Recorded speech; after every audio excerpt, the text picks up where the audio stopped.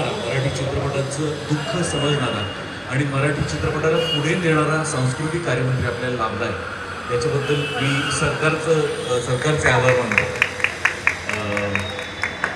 गुढीपाडव्याचं निमित्त आहे, मराठी नववर्षाचं आपण सगळ्यांनी स्वागत करूया आणि मराठी चित्रपटांसाठी मराठी मनांची दारं उघडूया असं आवाहन त्या निमित्ताने मी माननीय आशिषजींना करायला सांगतो.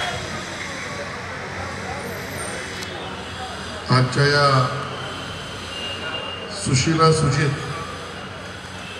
या चित्रपटाच्या आपण त्याला एका अर्थाने लॉन्चच म्हणूया, मी तो झाला आहे पूर्ण. 18 एप्रिलला आता सिनेमागृहात तो येणार आहे आणि औचित्यही उत्तम आहे, कारण मराठी नववर्ष आणि गुढीपाडव्याच्या पूर्व संध्येला ही सगळी आपण मंडळी एकत्र आलेलो आहोत.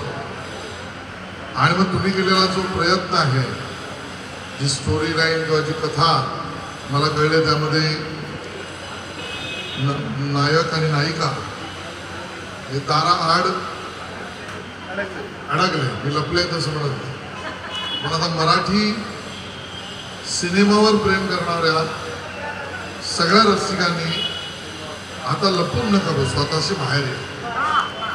असे बाहेर या की पूर्ण महाराष्ट्रामध्ये मराठी सिनेमा करणं म्हणजे अभिमानास्पद किंवा एखादं पुरस्कार मिळणाऱ्याचा आनंद तुम्हालाही मिळतो.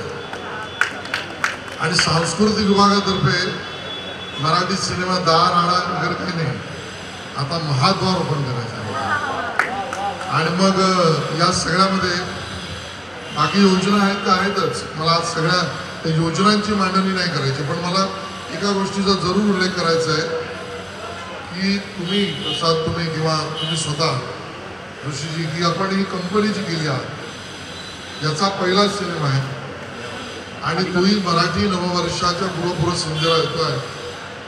मी तुम्हाला मनापासून सद्गुरू कृपेने अशा शुभेच्छा देतो सोनालीताई, या सिनेमा इतका चालावा की तुमचा व्यवसाय हा तर होईलच, पण या पद्धतीने मराठी माणसाच्या अंतर्मनाला हात घालण्याच्या भूमिकांचा सिनेमा सातत्याने काढण्याची आणि निर्माण करण्याची, दिग्दर्शन करण्याची स्पर्धा लागली.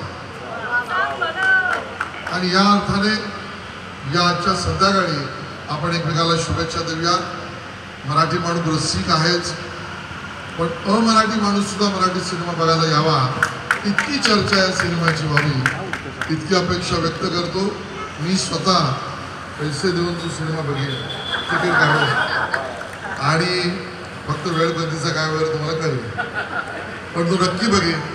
आणि तुम्ही सगळेच कलाकार, प्रसाद काय, तुम्ही काही सगळे मला आवडती कलाकार मंडळी आहे. तुम्हाला सिनेमावर आम्ही स्क्रीनवर पाहतो आणि प्रत्येक मराठी माणूस तुम्ही ज्या पद्धतीने बोलता, अभिनय करता, आमच्या सामान्य माणसाच्या आयुष्यातली सुखदुःख सहजतेने लिहिल्या त्या ठिकाणी पडद्यावर तुम्ही दाखवता. आणि ते दाखवत असताना तुम्ही त्याच्याबरोबर अभिनय करत असतात, पण त्यातनं बघणारा जो आहे ना, तो त्याच्या आयुष्यातले सगळे संबंध जोडत असतो आणि मग त्यातनं तो आपलं उत्तर त्याला मिळत असतं. इतकं मोठं काम मला वाटतं ही सगळी तुम्ही मंडळी करता. तुम्हाला मनापासून शुभेच्छा आणि चांग म्हणा. मला फक्त एकच प्रश्न विचारायचा, सुशीला सुजित या चित्रपटामध्ये सुशीला आणि सुजित हे एका खोलीत, एका बंद दरवाजाच्या मागे अडकलेले आहेत. अशी परिस्थिती जर तुमच्या आयुष्यात आली, कुठल्या तरी एका खोलीत एका राजकीय व्यक्तीबरोबर तुम्ही अडकलेला आहात, तर मी तुम्हाला 3 ऑप्शन देतो. कुठल्या व्यक्तीबरोबर बंद खोलीत अडकायला तुम्हाला आवडेल? माननीय उद्धवजी ठाकरे, माननीय शरदचंद्ररावजी पवार, का माननीय एकनाथजी शिंदे?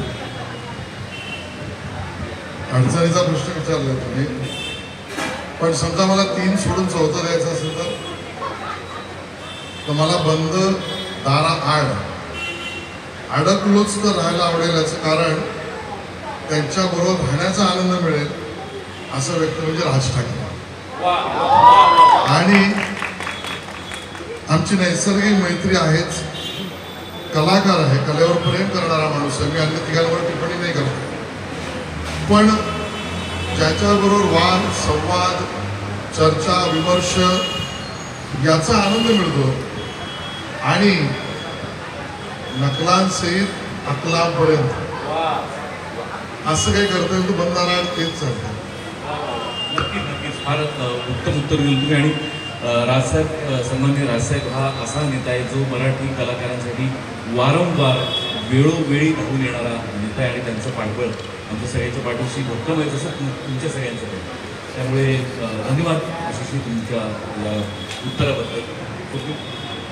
नाही सर, आमच्या संपूर्ण टीमतर्फे, सुशीला सुजीलच्या संपूर्ण परिवारातर्फे तुमचं मनपूर्वक आभार मानतो की आम्हाला तुमचं शेड्यूल माहिती आहे सर, आणि तरीही तुम्ही वेळात वेळ काढून आमच्या विनंतीला मान देऊन आलात. त्यामुळे खूप खूप आभार मीडियाच्या मित्रमैत्रिणींच्या वतीने आणि सुशीला सुजीतच्या संपूर्ण टीमच्या वतीने. चित्रपट बघायला आम्ही आत्ताच तुम्हाला आमंत्रित करतो. तुमच्या वेळापत्रकाप्रमाणे तिकीट काढून बघा सर, एकदा आमच्याबरोबर परत बघा. आम्हाला 2दा ऑडियन्स मिळतो. धन्यवाद सर, धन्यवाद. एकदा जोरदार टाळ्या सरांसाठी व्हायला पाहिजे. धन्यवाद.